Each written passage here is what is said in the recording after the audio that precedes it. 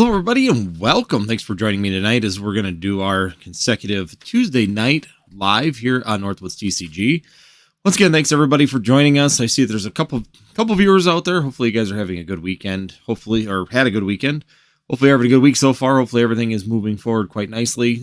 Today, we're just going to be having a discussion, starting out with like normal, about the next upcoming videos. So I kind of want to start doing a little bit of a breakdown at the beginning of the videos, discussing what the next two videos are that are coming forward. So the first part about it, of course, what you've seen on here is why Pokemon? Why invest in Pokemon? And it's a big question that some people do have. And, you know, as times change and as things continue to move forward in Pokemon TCG, there's a lot of people questioning on whether or not you should continue to invest into it. And the problem is that a lot of people aren't seeing the big gains. You're not seeing the big movements that we've seen in the past. And overall, I think that that's a little frustrating to some people when it comes down to investment sides when they came from 2020, 2021, where you could purchase a booster box and in a couple weeks, the thing would triple or quadruple in value, 4 times your value on a specific items without any issues. And granted, that's really been cool to have happen, but realistically, it's not something that was going to maintain for a long period of time. So once again, it's one of those things that why choose to invest in Pokemon? What's the reasoning that Pokemon is a good investment versus like your regular opportunities when it comes down to investment? Is it better to invest in the stock market? Is it better to invest in real estate? Is it better to go into a savings accounts? And these are all really good questions that are continuing to come forward. And a lot of people like to say, well, Pokemon's down, the market's down, and everything is not successful. So why continue to invest into these particular items?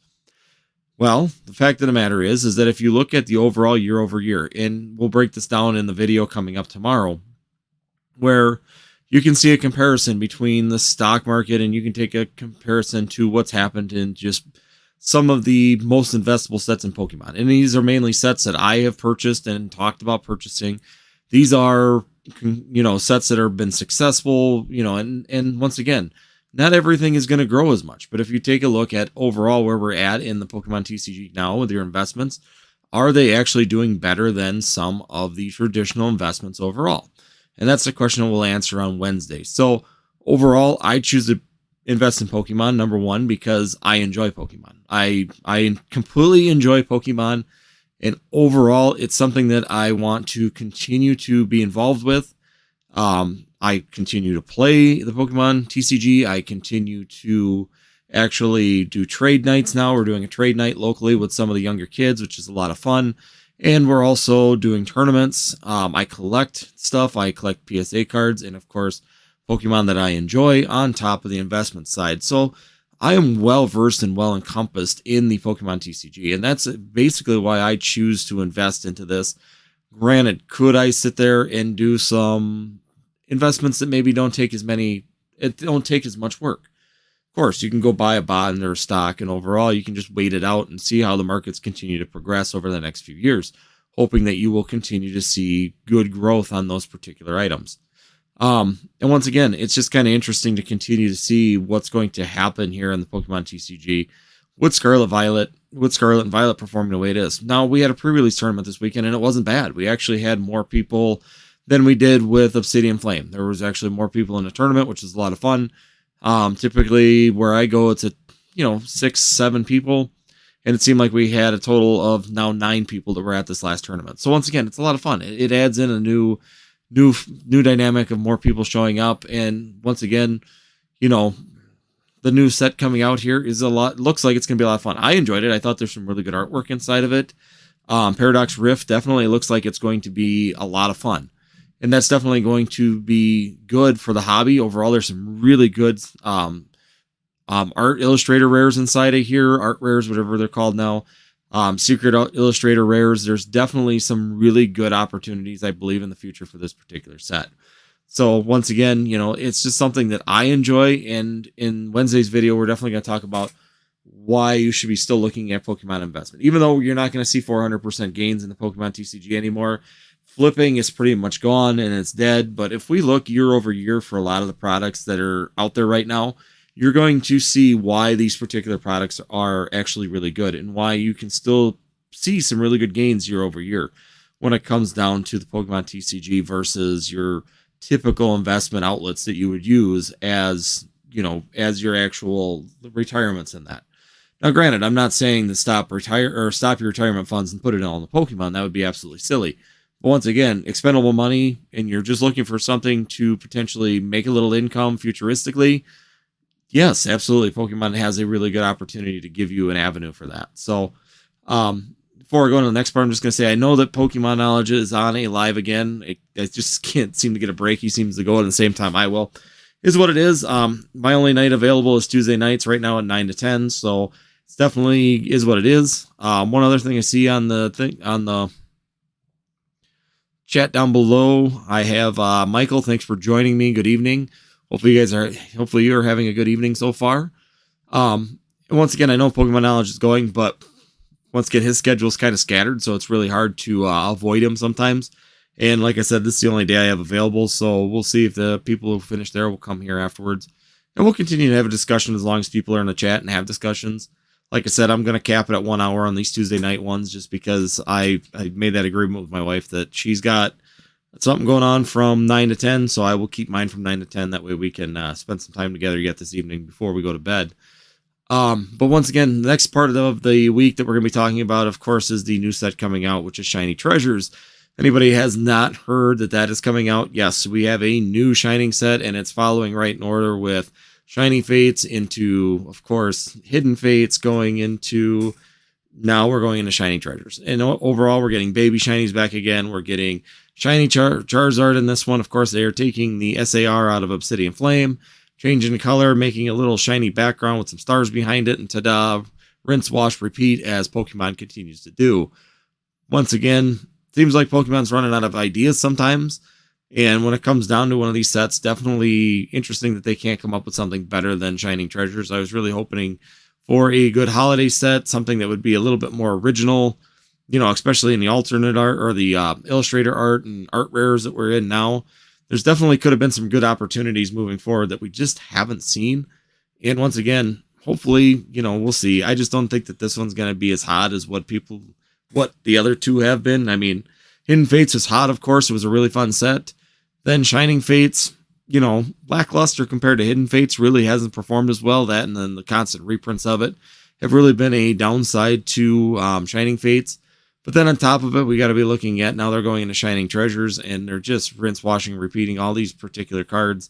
And we're running out of opportunities to impress people. And Pokemon really needs to step up their game, I think, in some of these sets and give us something original. Start looking at something original versus just the rinse, wash, repeat scenario that we've been continuing to work towards with Pokemon and what they seem to be really pushing. So, yeah, and that's what we're going to be talking about on Friday. So once again, we'll break that down more a little bit on that Shining Treasures chest, what we're seeing so far, and seeing what we actually have that's coming out in that particular set, just to, kind of look it over and see, and talk about it. What's Pokemon really doing with this particular set?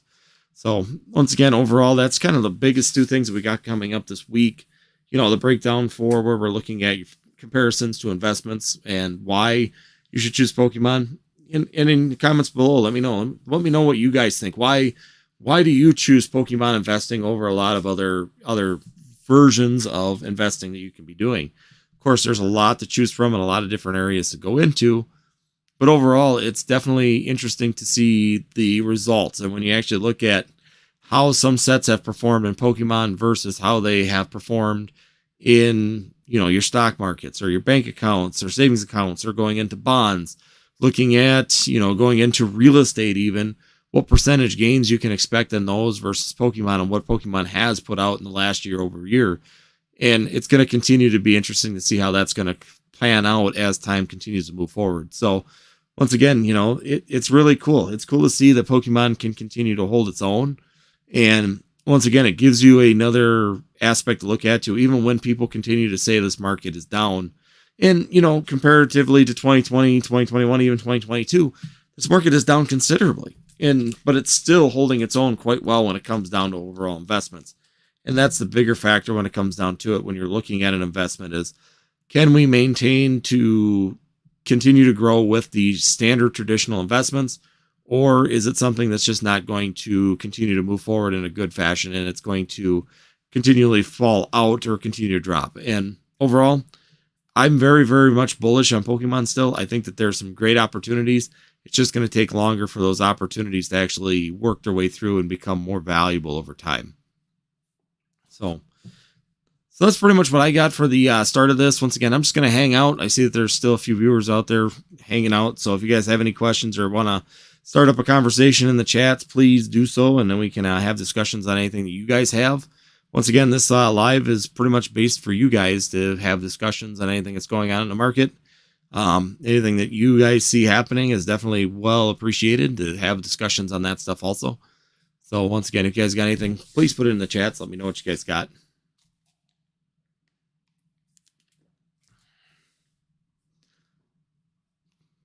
But anyways, so what we're going to be looking at next is going to, one thing I'm going to talk about too is the, once again, that Pikachu with the felt hat. It's kind of an interesting discussion overall.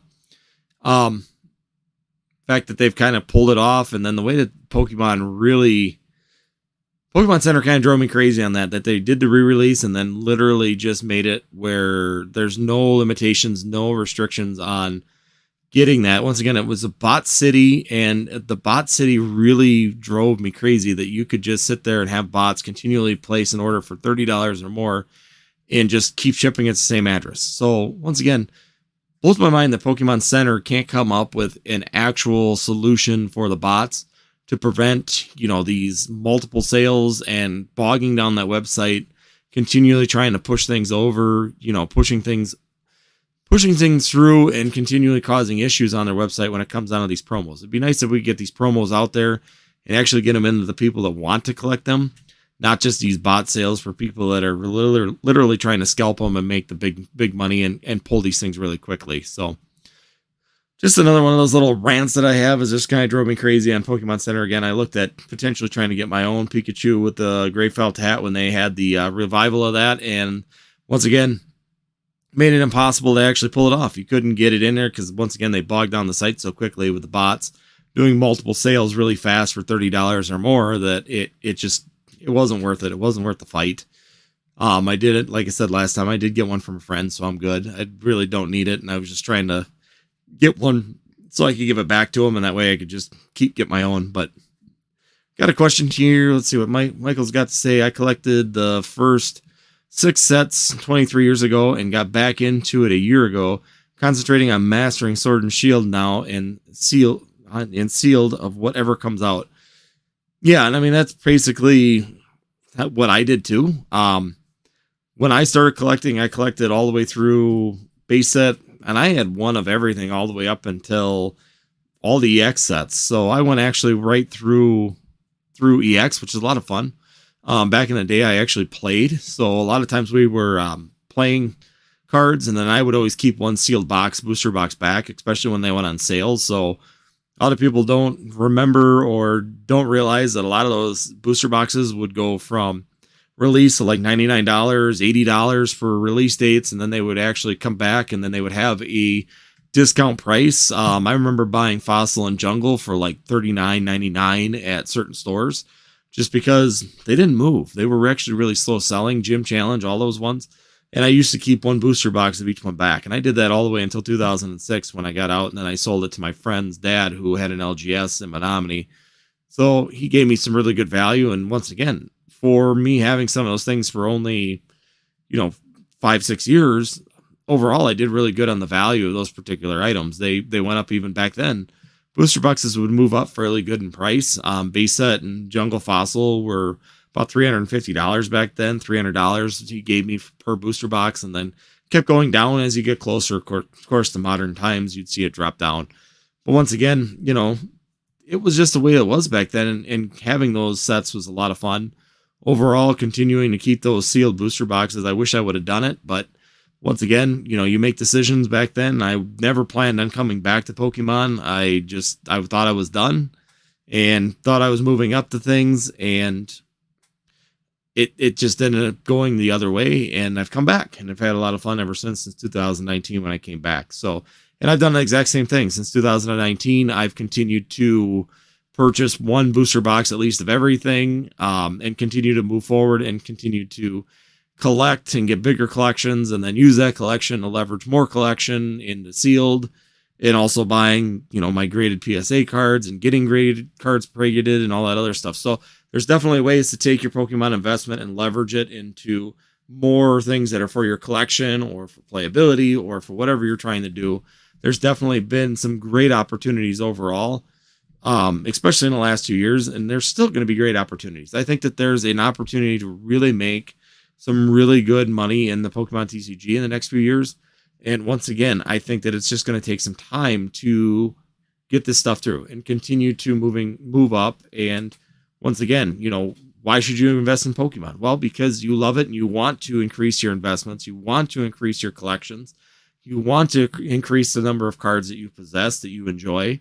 And once again, if you don't enjoy the hobby, and if you don't enjoy Pokemon, I don't know why you would sit here and spend time in it and actually try to invest into it. Because a lot of times the investments that we do are strictly to increase our position and our value in our collections and into what we want to do. Yeah, we're trying to make some money, of course. I haven't taken a single dollar out of Pokemon yet. Everything I make in Pokemon goes back into Pokemon. I buy either more investments or I go through and I buy more of my collection. I'm continually trying to add on to certain aspects of my collection, whether that's my sealed collection or my, Flareon collection. I'm working on a Mewtwo collection. So as I get the income, I'm continuing to move forward on that. And that's what you can do with your Pokemon investments, is you can continually roll this forward and continue to grow your collection by using your investments to do so. Michael, way overhyped cards. Also collected a first edition version of the sets. Booster boxes weren't available much in Canada back then. See, I've heard that from a couple people, and I thought that was kind of interesting, that booster boxes weren't very common in Canada, at least sealed ones. They said, of course, you get the packs, but I had a friend that was up there that I talked to probably about a year ago, and he said he remembers back in 99, even all the way through like 2001 when he was in Pokemon back then. He said it was really difficult to find actual booster boxes. Most of it came in like the blister packs and things like that, and they didn't really have many booster boxes. LGS's up there did have some booster boxes, but once again, buying a sealed booster box is very difficult in Canada, and I thought that was really interesting that here in the United States, they were all over the place. We could buy a booster box. A lot of times, I've got my best deals on booster boxes coming from actually a sports store. We had an old sports store, Dunham's, here. And when Dunham's was in Rice Lake, they used to carry just booster boxes of like sports cards and trading cards, Magic the Gathering. And it was just random that they had them inside of this sports store, like actual like baseball, basketball, football store. And what would happen is not too many people knew that they were there. And when popularity started to drop, they would have just closeout sales on these things to get rid of them after they were there so long. And you could get a really good deal on those particular sets. So we even had them in like random stores. Booster boxes were pretty available back in the 99 all the way through like 2004 to 6. I remember finding booster boxes just at random stores, would just carry them in like regular box stores too, just had them. It was just kind of weird. But then I heard that Canada really didn't have that availability, which I thought was really interesting. Had to get cards from 7-Eleven. Yeah, going back to the gas station polls. In your opinion, is my OG collection smarter to keep as well, or should Blocked by the Heart should be grade the better cards? Grading is all up to you, Michael. In my opinion, yeah, there's some value in getting graded cards. Of course, you can always look at getting gradability, and but if you're not looking at the sales factor of these particular cards, or if you're looking at displaying them, I mean, there's ways you can display a raw card too safely without having to worry about it. But display abilities, graded slabs can be a better display ability also. Personally, I don't grade a lot of my personal collection unless I'm specifically going for a graded collection. So like my Flareon collection, I have a lot of raw cards for Flareon that I would never get graded, just because, number one, the quality isn't there. They're not in good enough shape to me to be 9s or 10s. But if your intention is just to, just to actually sit there and enjoy your cards, and you're not worried about display ability and you're not worried about the value of them, grading isn't necessarily a good thing to do. I just personally think grading's good for a business aspect. Once again, unless you're really looking at protecting those cards in a slab and making them displayable, I really don't see a purpose in grading. A lot of my collection is not graded. It's just I'm going for, so like my Mewtwo collection is not graded at all. And once again, my Mewtwo collection is not really graded. I have a couple graded ones.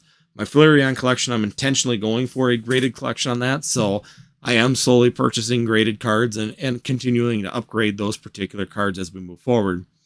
And you say all your cards are pack fresh. And yeah, once again, I mean, it depends. If you want to sell them, then yeah, I would grade them. And if you're not wanting to sell them, and you're just keeping them in a personal collection, then I don't know if I would actually go through and grade them. I just don't. I'm hit or miss on it. I've got some really minty Mewtwo cards that could probably go in for grading and get 9s and 10s probably all day. But once again, if I'm not going to display them and I'm not going to put them out and I'm not too concerned about, them being in a binder and I'm okay with having a binder collection, then no, I'm not having any intention of actually grading those cards right now.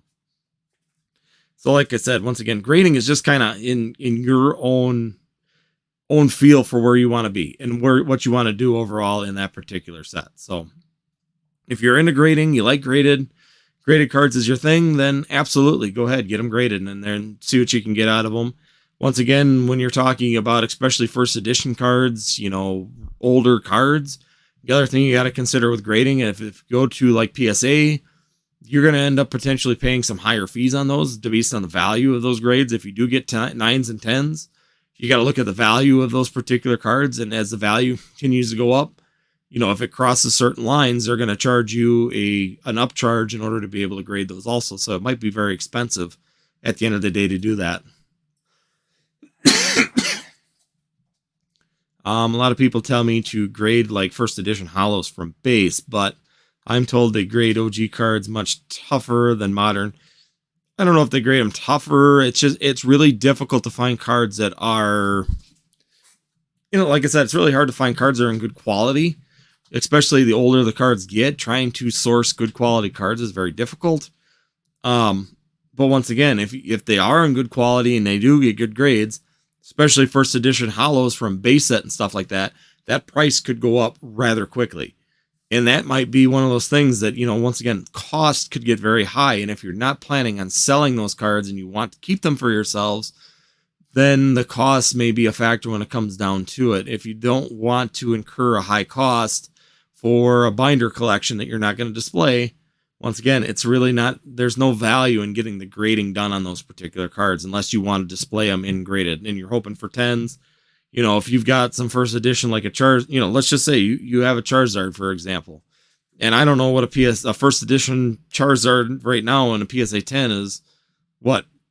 I'm just going to throw a number. I haven't looked in a long time. I mean, roughly probably right around $100,000 potentially for a first edition Charizard. You got to think about the grading fee of that $100,000 Charizard. Even if it's 55, I think a PSA 9 was like 55,000 the last time I looked. And even if you pull a 9, you're looking at $55,000 potentially for that card and to get it graded. And if you're not selling it, you're going to pay an extremely high upcharge for getting that first edition holo Charizard graded, but you're going to be keeping it for yourself. So now you've incurred a high cost with no value to that particular item. So it's definitely something to consider. I mean, yeah, I understand what people tell you to grade them because if you grade them, it protects the holo, the grading's done, they're in a slab, and you don't have to worry about damaging them anymore, being in a binder.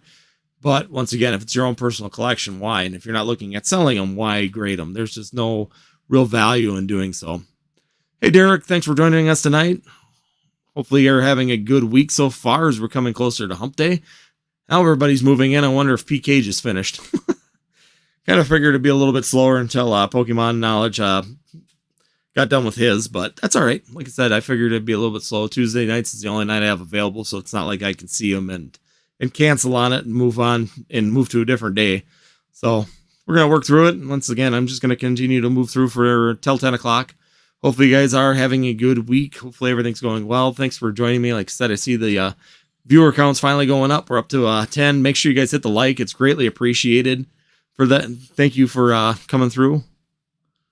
far so good. Yeah, so far it's been a good week. It's been a little wet here. Of course, we're getting closer to next week. Going to be cold. We're going to be down below freezing finally. So typical as we move forward closer to the end of the fall here. So, and if you guys did miss the beginning, of course, you guys can go ahead and watch that back at the beginning where we just talked about why should you invest in Pokemon. And basically, we're going to definitely be discussing that and continue to look at what on Wednesday's video is really going to break down. Why should you invest in Pokemon? What's the reasonings to continue to move into Pokemon? What are the benefits to being in Pokemon? And is there a benefit compared to your other traditional investments? A lot of people would ask, why would you invest in Pokemon? You know, with the market supposedly being down, with everything being a little bit slower and everything kind of going a little bit slow, it's definitely going to be a factor when it comes down to it. You know, people think the market's down, and overall, is it keeping up with traditional investments? Are we seeing a market where you should be investing in Pokemon still? Is the market still indicative to a successful return in the market and to continue to grow when it comes down to your Pokemon investments? And like I said, this is just kind of an outlier for what's going to happen on Wednesday's video. And then, of course, Thursday or Friday, we're going to have a little bit of a rant or discussion about Shining Treasures, which is coming forward. Michael, I am in northern Wisconsin. So I'm up by Hayward area, just about an hour south of Lake Superior in Wisconsin. So I live up in the northern parts, and so far, so good. So far, so good this year. We have gone almost through October with no snow, and we have gone most of October without any days below freezing. So once again, it's a good time to be in northern Wisconsin. It's holding out pretty well. Leaves are all gone. Weather's starting to change, though. Next week looks like we're going to be finally getting the big one where we're going to start going below freezing. So things will start freezing up, and ground will start getting harder. So yeah, you're in Ontario. Okay, yep, you're just over the border.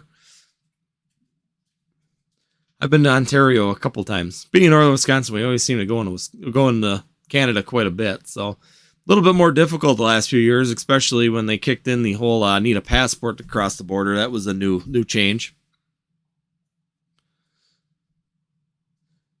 Well, thank you for joining, Hitmon. First time in one of your lives. Happy to be here. Been a fan of your channel for over a year. Keep up the great work. Well, thank you very much. Thanks for joining once again. Greatly appreciated for you guys to come. Like I said, I went through at the beginning of the live for the people that have been here. We went through everything. We went through what we were going to discuss today. So I like to try and keep the last half definitely open for discussions here and have anything coming up. So if anybody in the chat right now has anything that they want to bring forward, any kind of discussions or anything like that, you know, definitely hit me up in the chat. Like we were just talking about gradability of cards and whether or not you should grade things.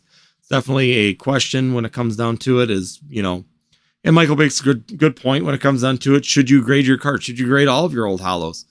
And personally, it just depends on what your intentions are with those hollows. Once again, if you don't intend on selling your collection for decades or more, and if you're not going to, I don't know if it's worth doing grading on those particular items. I don't grade everything just because, you know, I've got some old hollows and some really good minty ones, and I don't grade them because they're my personal collection. I don't want to incur more cost than I need to for them to be in a binder. And it's definitely consideration that you need to do when it comes down to your grading. And if it's an investment or if it's for your own personal liking, you know, there's definitely good ways to sell these things or set these things out without having to sell them. Because if you put in first edition hollows and things like that, costs can incur extremely fast when it comes down to it, because PSA will upcharge if they catch them. I mean, you can try and throw them through bulk and hope for the best, but in general, PSA will catch most of the base set for, you know, them early hollows. They really watch for them.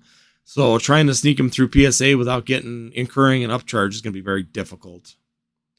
Let's see here. What do we got? Random question. What are your top 3 favorite sets from XY?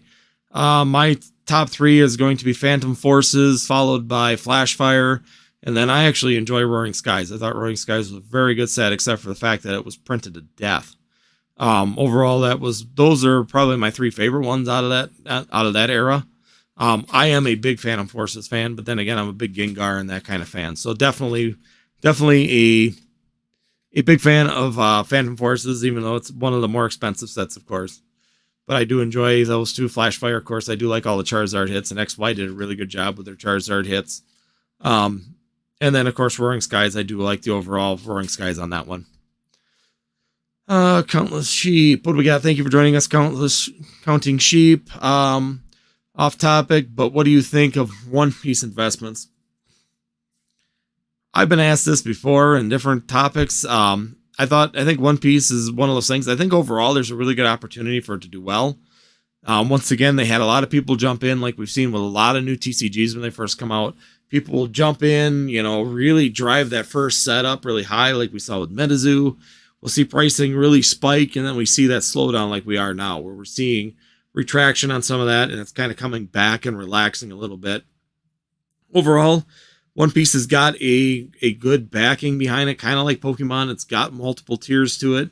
You're looking at an anime coming into a TCG, and then there's collectability with the anime characters, possibly some waifu action going inside of One Piece also. So there's definitely some opportunities, I think, overall in One Piece. It's going to take some time to develop. There's going to be that development time for the market to establish. They got to get a good base. Once again, even like MetaZoo, it's still one of my downsides to it. Now we're starting to kind of see a base to it, but you really got to get a player's base for a TCG to be successful, because you're not gonna grow a fan base if you can't get the TCG to develop, and you can't get that continuous sales in the TCG. You're gonna have the problem where eventually they're gonna stop printing the TCG, which then kills the market and everybody falls out of it. And I mean, that's a risk that especially on new TCGs, that's a risk you run, that they can't get enough traction to continue to grow things and make things and get people to play it. Then why continue to print TCG cards? And that's where you could be running into, particularly in these sets. So overall, One Piece has got a good run at it. It's got a good fan base already on the anime. They got to get people in playing it, and we're actually seeing some really good at our LGS. I know that they're having already game nights on it and tournament nights, so they are working at it and they are growing it. They're doing more work with that than they are with MetaZoo. So I'm seeing more movement from One Piece than I am from MetaZoo at our LGSs. So that could be a good thing. That means that there's actually a demand and a growing for it. So once again, definitely think that there's some good opportunities, but we'll see. Overall, I don't jump into brand new investments on a whim. I definitely want to see it get some traction and see how overall it performs before you really jump into it as an investment. Christopher, learning a lot from you. Only been doing Pokemon collecting for about 2 years. Well, welcome to the hobby. Hopefully you've been having fun the last 2 years. It's definitely been a roller coaster for the last 2 years. 2.5 years. It's been up and down, and we've been going through all kinds of different things, but I feel that the market is still really good. And then overall for collecting, this is probably a really good time to be looking at collecting and getting into it, and definitely having a lot of fun in the hobby. Definitely a lot of people with some knowledge, and definitely willing to work with people and help them out. Michael, another thought for sealed and booster boxes, the best item to buy for long term. There are way too many other boxes around, but booster boxes seem to hold, increasing their value much better. Yeah, and I mean, that's like the videos I did last week. I talked about booster boxes and ETBs. If you had asked me in 2021, I would have told you ETBs are the better place to go. ETBs have been more successful overall. But what we've been seeing is that we've been seeing booster boxes now becoming the new ETBs. ETBs used to be printed once, and they would do extremely well. When you used to watch it go through, ETBs would continue to go up in value, while booster boxes continually got beat down because they would continue to get reprint after reprint after reprint.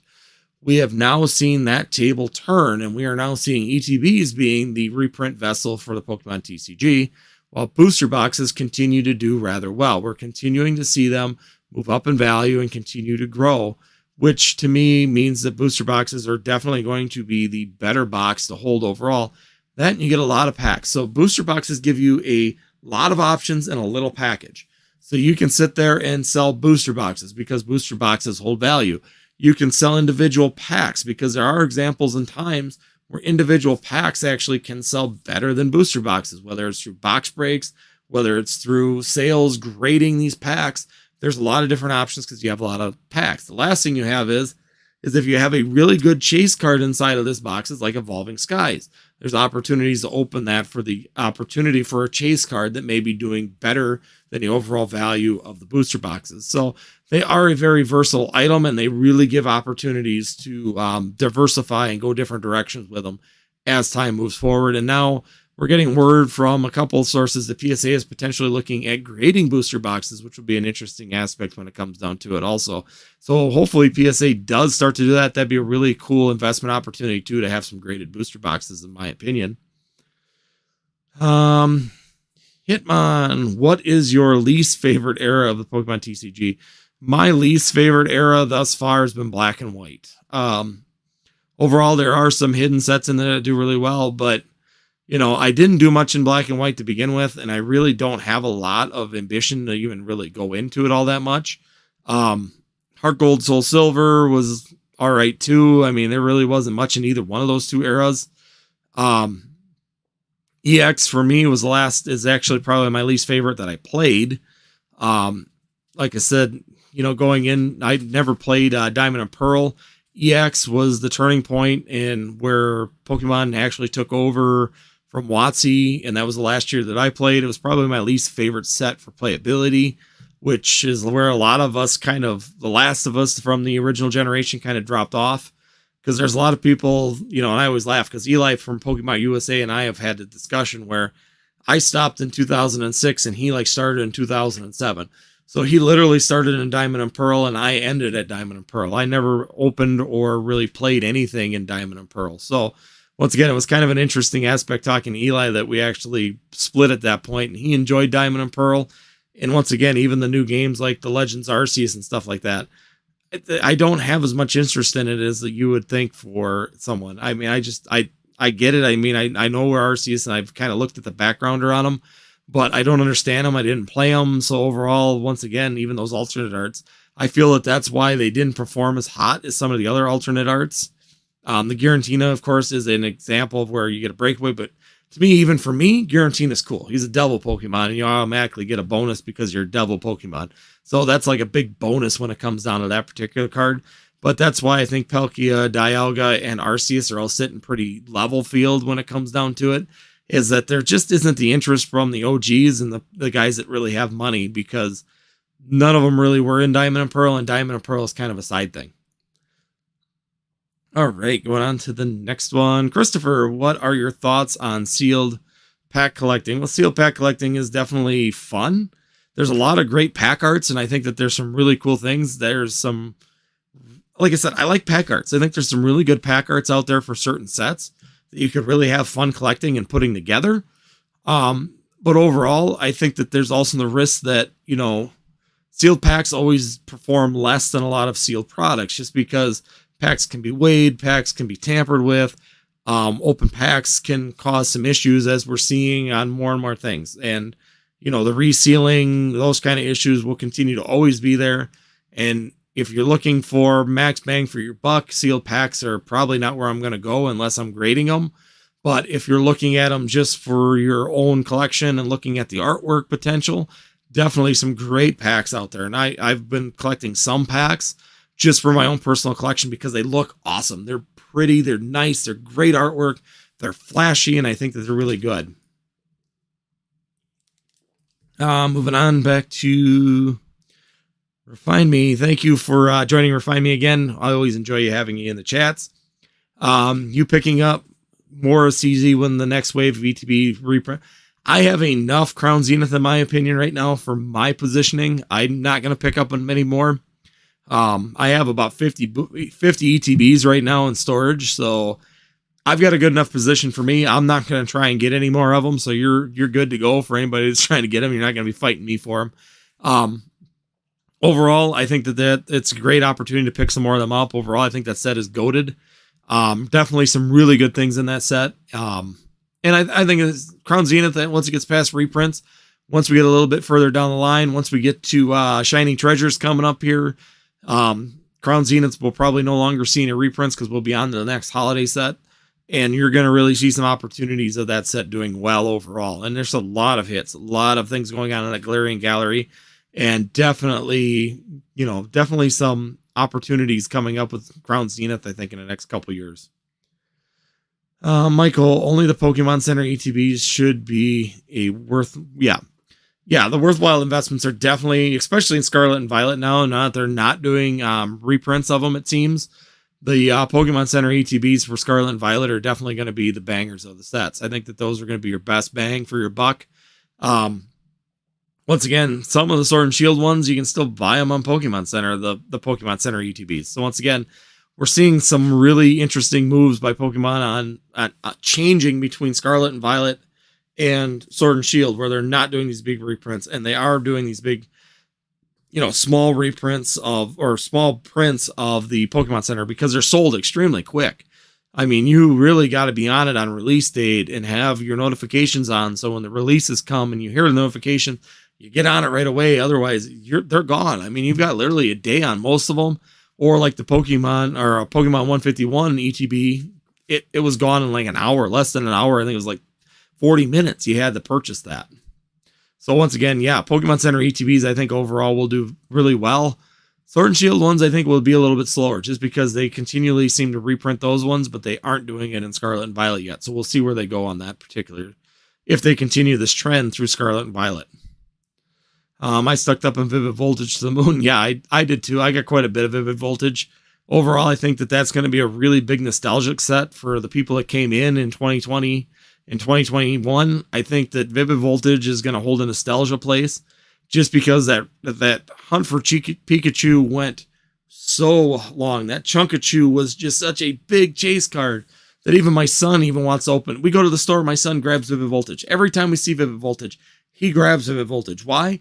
Because he wants to try for that Chunkachu. He still wants to do that, and it's been 3 years since that set's released, and every time that it shows up, we'll go to the dollar store, and the dollar store will get random cardboard sleeves, and they do get Vivid Voltage, Darkness Ablaze, but if Vivid Voltage is there, he wants to buy some. Guaranteed he's going to want to buy some. He wants to take his chance at it for sure to see if he can get that Chunkachu still.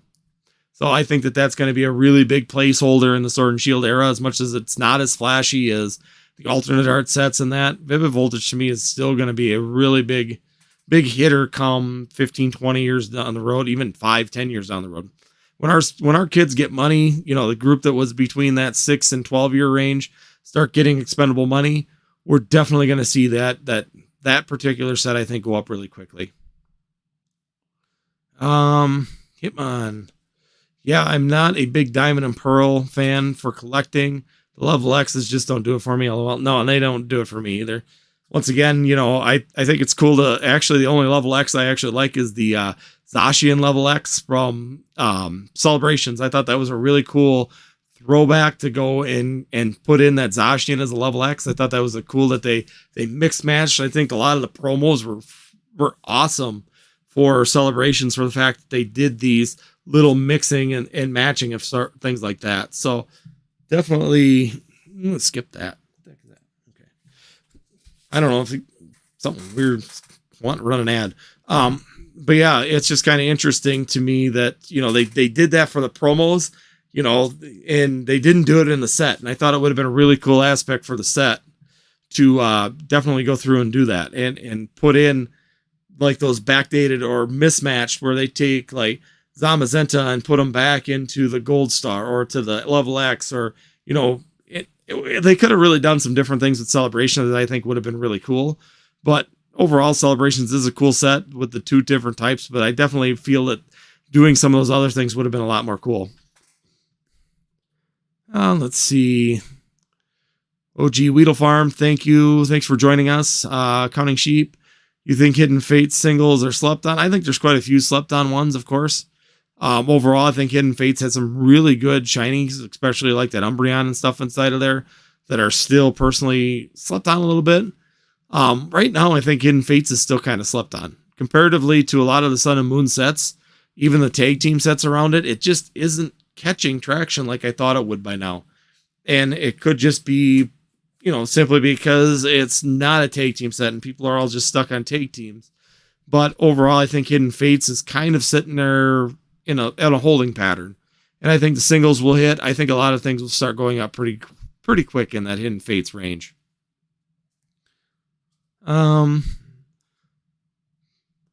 Pokenorfo exclusive, thanks for joining. I have a Poncho Pikachu Charizard X PSA 10 in a team up booster box holding up my portfolio. in future sense, what is the best way to cash out in these in the next 10 to 15 years? Well, I would say right now, it depends on what your goal is. I mean, if you're looking at trying to increase your portfolio and the value in your portfolio, right now might be a good time to sell that team up booster box and use that money to roll it into more product, more opportunities, because there's a lot of value in that team up booster box. And I don't see that team up booster box moving up in value much past this point for a little bit of time.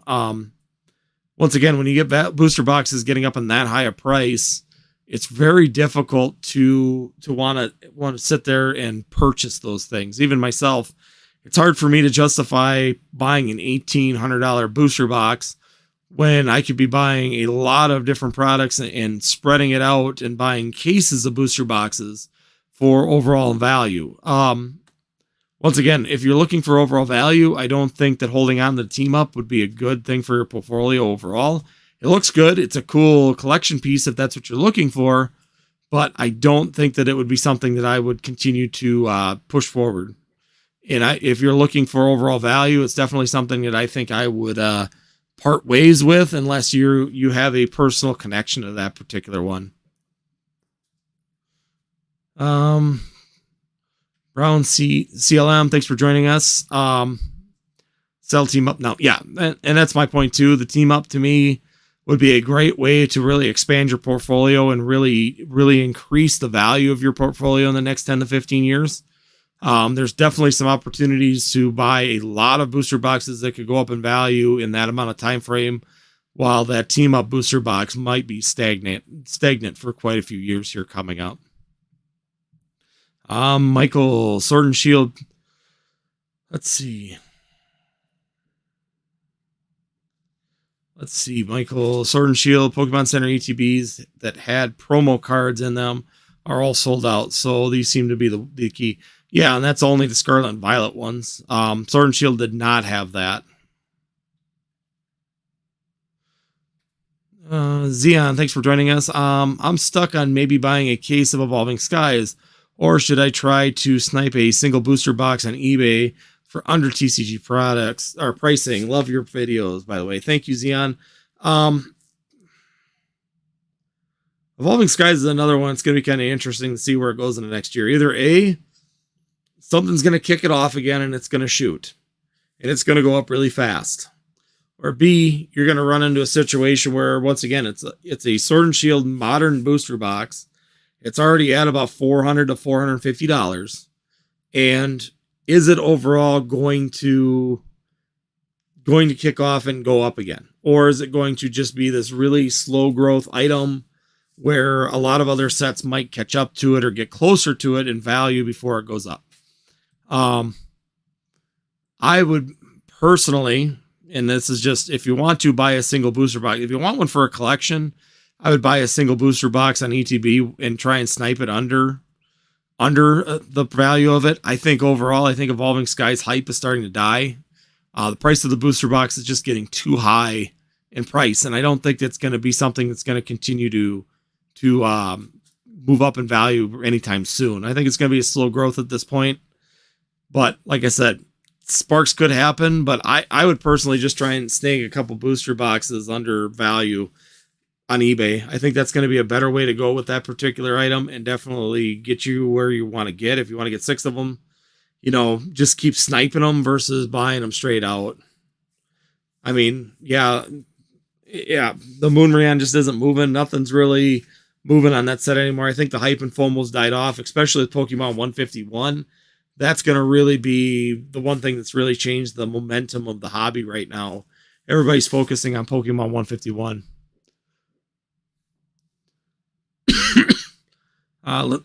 Let's see. Take team cards are also a underrated set. Buy mint raw and buy bulk graded as grade them cheap. Yeah, I mean, you could do that, Dickerson, definitely. Thanks for joining, by the way. Take team cards, I think, were underrated. I think that they've moved up pretty nicely in the last few months, especially the last 6 months. They've done really well. it's also driven those tag team sets up. We've seen them tag team sets all drive up. We've seen the single prices go way up. We've seen the graded values of these particular sets all go up.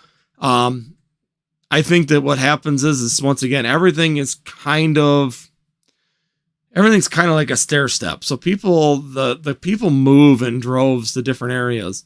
And right now, once again, it could be we're seeing a little bit of a slowdown on the sales of those, because if you look at the last few months, the slowdown has happened on those last month. And once again, it could be just people moving into Pokemon 151. The release of that could be kind of hampering the growth of a few of these sets, just because, once again, people are taking money and putting them into those, so they're not putting them in the tag teams. Once Pokemon 151 becomes old news, then they might go back to going after some of the old style, tag team cards, and tag teams might start to go off again. So it'll be really interesting to see overall where that's going to go. Like I said, once again, tag teams, I think they're getting a little bit higher up in price again, and now they're going to stair step someplace else until something starts to catch it. We might see some movement back to the XY era. We might see people starting to move back into some more of the Sword and Shield sets, Lost Origin, Silver Tempest, Brilliant Stars, because the pricing is still right on those, and you can get quite a bit for your money versus tag team sets.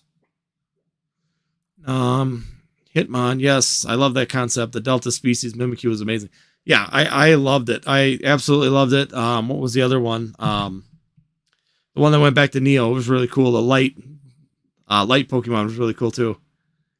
Tag teams will rise in price, I feel, in my opinion.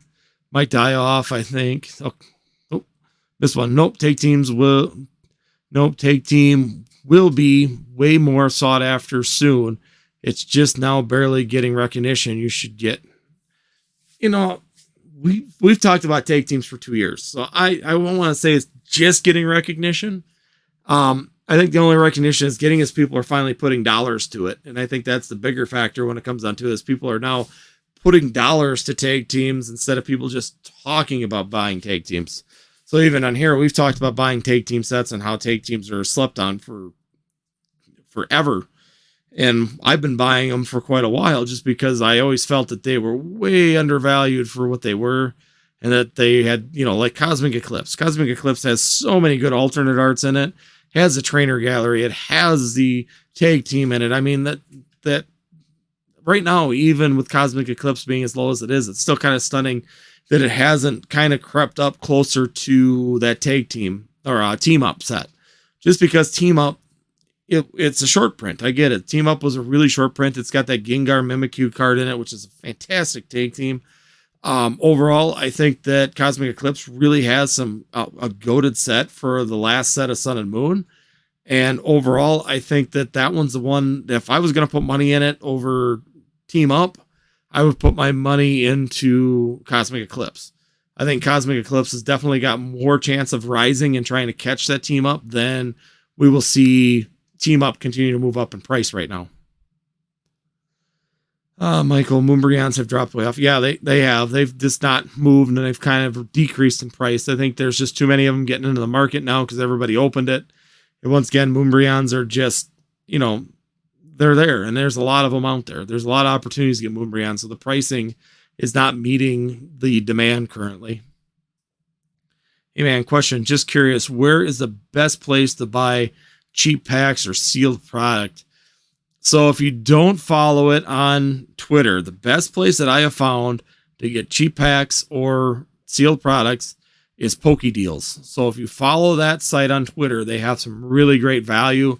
On my Discord, I do try and continue to post up their sales. Michael's, as weird as it sounds, had a 40% off sale right now. So if you're looking for singles like the cardboard blister packs and sealed products, there's some tins and things like that, they are 40% off at Michael's if they're still in stock. So once again, there's some great values that come across on PokeDeals. So if you are not following that on Twitter, definitely do that. I do try and post up some really good deals that I find too on Discord on the deals page of it. So I've been trying to keep up with when I find deals. I've always had a habit of buying it and I forget to post it. I've been posting them up there just so everybody has an opportunity to get after them. So definitely you can follow Discord or follow PokeDeals, both of which I try and put up ones I find all over. while PokeDeals has people posting them up as they find them up on their site also. Let's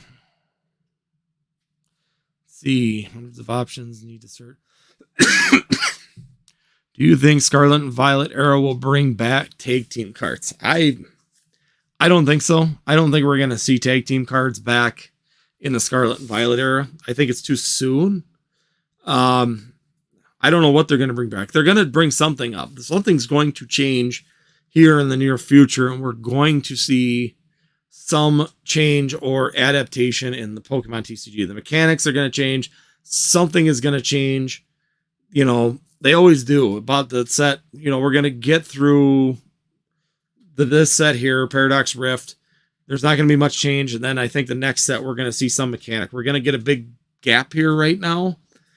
Someone told me, or the LGS told me, that they don't think that there's any sets that are going to be released until like late March. So we're going to have this Shiny Treasures in between there. And then there's going to be no new set mechanic until later March for the next pre-release tournament. So with that being said, I think that we're going to see some change, whether it's an amazing rare, whether it, something similar to amazing rare prism card, some mechanic's going to change. They're going to add something flashier to the sets like we've seen in, Sun and Moon, XY, Sun and Moon, Sword and Shield. We always see it around that third to fourth set where they add some different aspect to the mechanic and to the decks, something that changes the way that it's played or the availability. Let's see. Michael, unfortunately here in Canada, we have far fewer options on cheap cards. Yeah, might be pretty difficult up there because I know a lot of stuff that we even get in the United States, they don't ship to Canada. So that opportunity really isn't available there.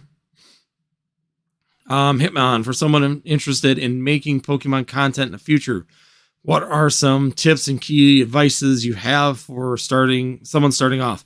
Number one key, be consistent. Even now, my channel is suffering from inconsistency due to me being sick.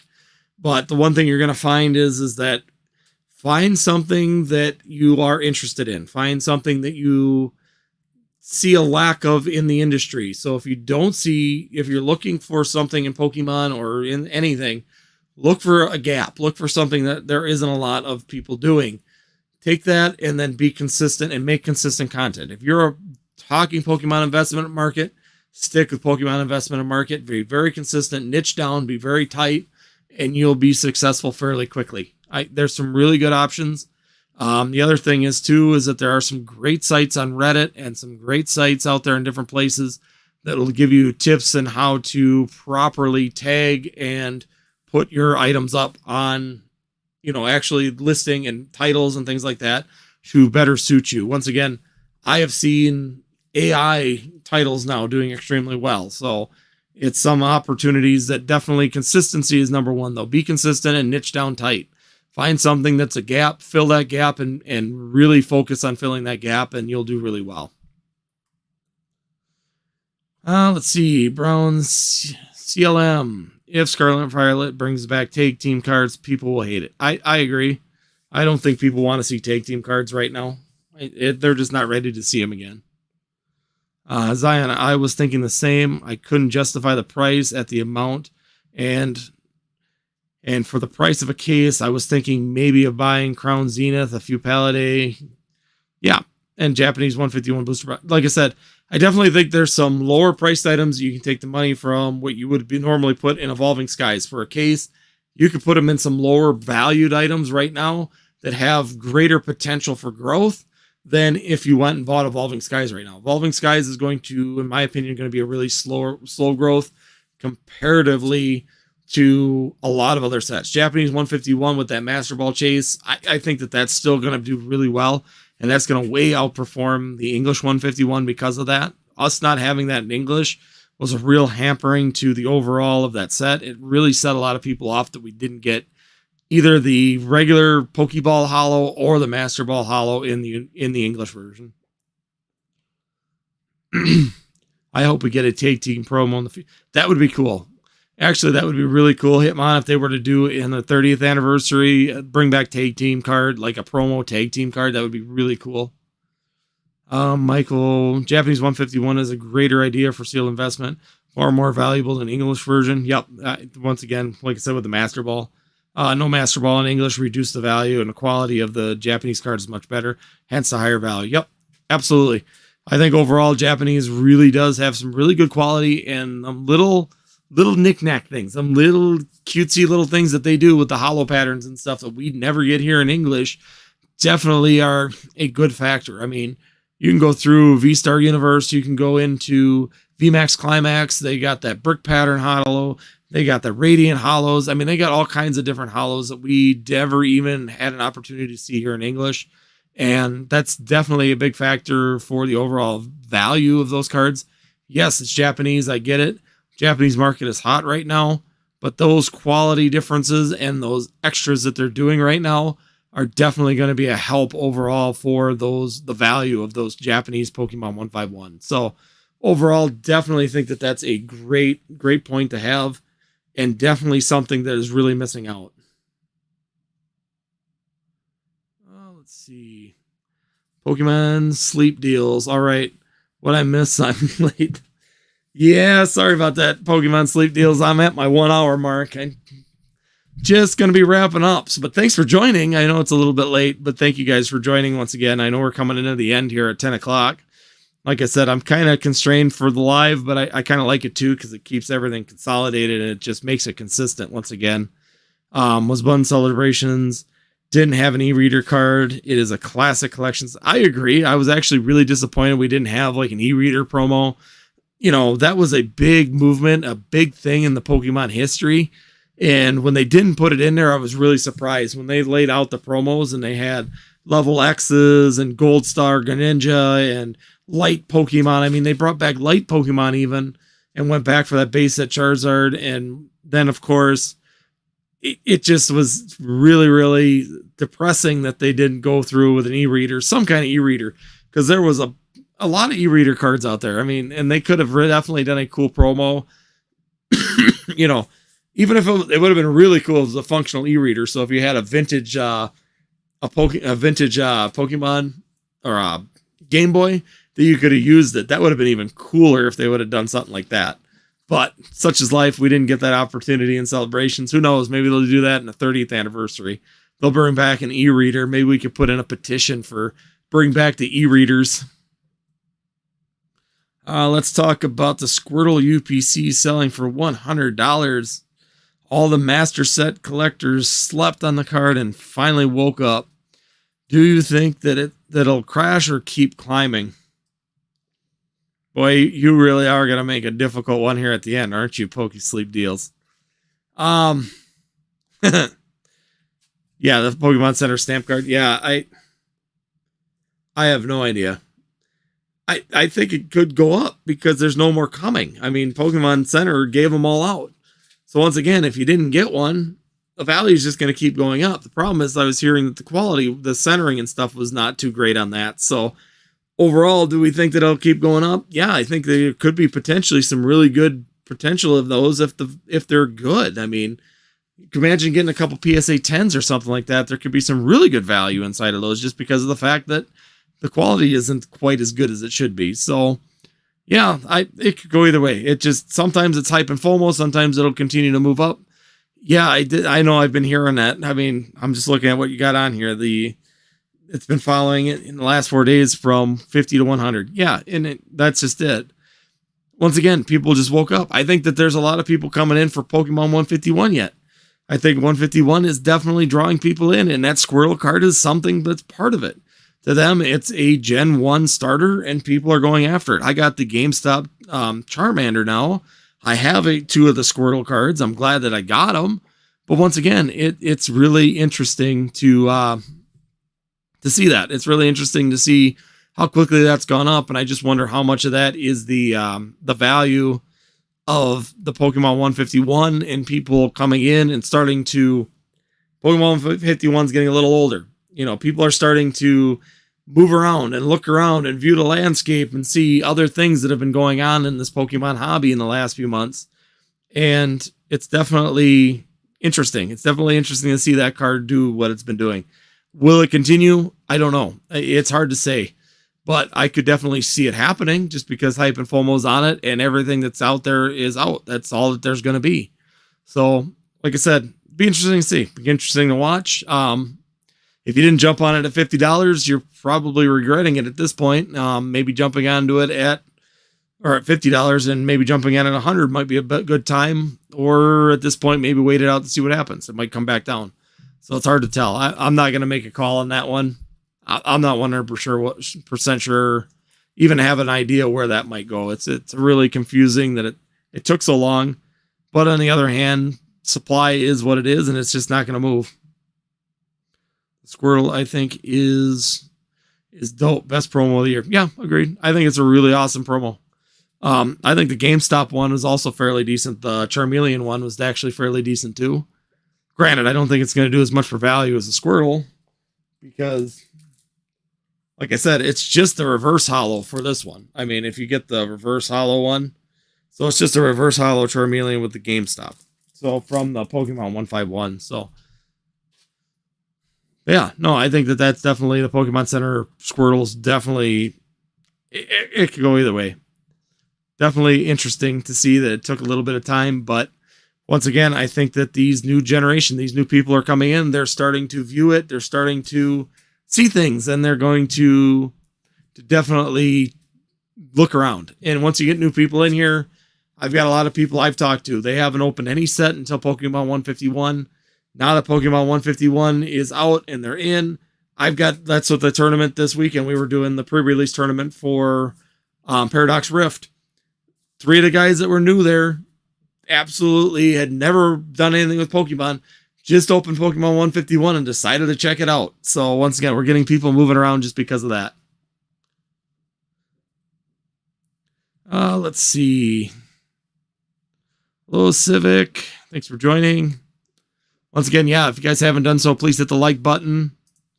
Once again, thanks for joining tonight. I grabbed 5 of those, 5 in a case. It goes.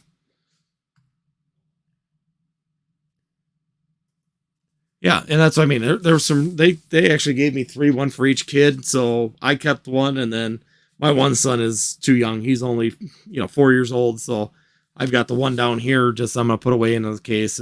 He's got a whole, I'm building my 4-year-old a binder right now because he's getting a lot of interest in it. Hey, Ivan, thanks for joining. Thanks for putting up the Gengar. Once again, Ivan's going to put up the reminder that if you guys would like to support the channel, of course, it's greatly appreciated with a 99-cent membership as I'm closing things up. Definitely helps the channel along, definitely helps things out, and you get the cool little emojis that I have. Ivan, of course, loves putting them up. Thanks once again for throwing that up and being a member of the channel. Hey, Basic, yeah, you're late. I'm just about to close her up because I got a time limit. Go for 1 hour, Basic. Every Tuesday, Basic, if you want to jump in. Every Tuesday, 9 to 10, we will be here, and we'll have discussions on what's going on in the Pokemon TCG. I just sold an Evo box for $400 to some new guy in the hobby, and he told me 151 brought him back. Gotta love what 151 is doing for the Pokeverse.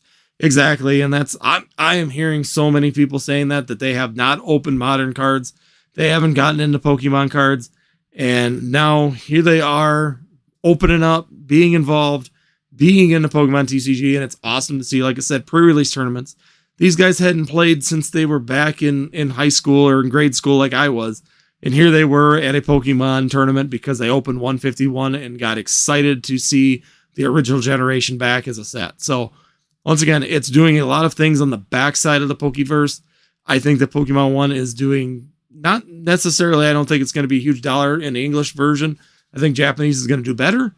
But I definitely think that Pokemon 151 is giving its effects with possibly bringing a lot of new people into this hobby that have been on the sidelines or on the fence for a long period of time. So great to see this people coming back. And it's going to be really good for the hobby overall, for the strength of it to continue moving forward. So like I said, guys, thanks for joining. Once again, if you guys do want to support the channel, of course, hitting that 99-cent membership is a huge benefit to us. Like I said, you get the cool emojis, get your shields on your names as you continue to move up the ranks. Definitely get those. The axes will change colors all the way up to a platinum axe, so you can get that as your shield. Other than that, Michael's got one more question I'll answer real quick. I got one more question I'm going to answer, and then we're going to cut her off for tonight. Michael, thoughts on the McDonald's cards? My thoughts on the McDonald's cards. I think the Pikachus are going to do good. Overall, I think that the value on them is really high, actually, for quite a few of them. So I think that the Pikachu cards will do well. I think there'll be some really good things. Once again, some Pokemon, the McDonald's cards are hit and miss. Fan favorites do well. Starters can do well. Overall, there's definitely some good things in a lot of the McDonald's sets, but, it's hit or miss. I think the Pikachus, like I said, starters and Pikachus will do well. A lot of the other cards are just kind of cool to have for collections. The Charizard UPC is another slept on product. Pick two for $150 and buying as I can for $80 as possible. What is your take on that product? Have people finally realized the value of the box? I think so. I mean, TCG Player, they're selling for almost 110 right now. So I think number one, the supply has finally disappeared on those. We've got another UPC, so people are coming into it. The other part of it is too, I think is another one of those 151 collateral deals is you got Pokemon 151 with Charizard. You got Gen 1 people coming in. They're typing up Charizard products. They're looking for Charizard products. And thus you are seeing Charizard products going up in price. And I think that that's part of it too. Yeah, it was printed to the moon. There's so many Charizard UPCs. It's crazy. I was picking them things up for $70 when after they were released. So there was plenty of them on the market, but they are slowly drying up. And a lot of people that I know of that were selling them are now they're sold out. They're selling out of them and they're coming up the price. So I definitely think that 110 price on TCG Player probably isn't that far off at that point. For $124.99. So $124.99 in Canadian, the United States. It's about $100, I believe. So you're about $195 to $100 here US. So that's about where we're at. It seems like we're between 90 to 110 right now. You can find some holdouts like Poke Sleep Deals just said, or you can get them for about $80 a piece, but those are getting to be pretty slim and far in between. They're getting to be hard to find in that price. So, all right, Poke Sleep Deals, you got it. You got my bonus 10 minutes, so I'm going to call it a night before I get a knock on my door. So, once again, guys, thank you for everybody who joined tonight. Thank you once again, and like I said, support the channel. 99 cents is great way to help out the channel. Other than that, we'll be doing a live once again on Tuesday next week. We'll be doing it from 9 to 10, just like this. So if you guys would like to come back, join us, have a discussion, bring up any questions, any kind of investment stuff, definitely do so. We'll have the discussion then. We'll have another little startup like today. We'll be discussing a factor. So if you guys did miss the beginning, definitely kick to the beginning, watch the beginning, and watch where we talked about why you should be investing in Pokemon. And it's kind of a highlight to tomorrow's video where we'll really break down the numbers. We'll look at the different aspects of the Pokemon TCG and how each one of the different sectors of the markets have been performing comparatively to Pokemon. I'm going to use my own Pokemon collection as an example. And then, of course, Friday, we're going to be talking about shiny treasures. Of course, the latest shiny vault set being announced in the Pokemon TCG. And we'll take a first look and a first discussion on that one. Yeah, Furman, I am just ending. Like I said, I got to do it from 9 to 10. I got a really tight window right now. It was the agreement that I made with my wife to do a weekly live was to keep it between 9 and 10. Like I said, thank you guys for everybody's joining in right here at the end. But definitely mark your schedules for next week. We'll be doing it again from 9 to 10 every week.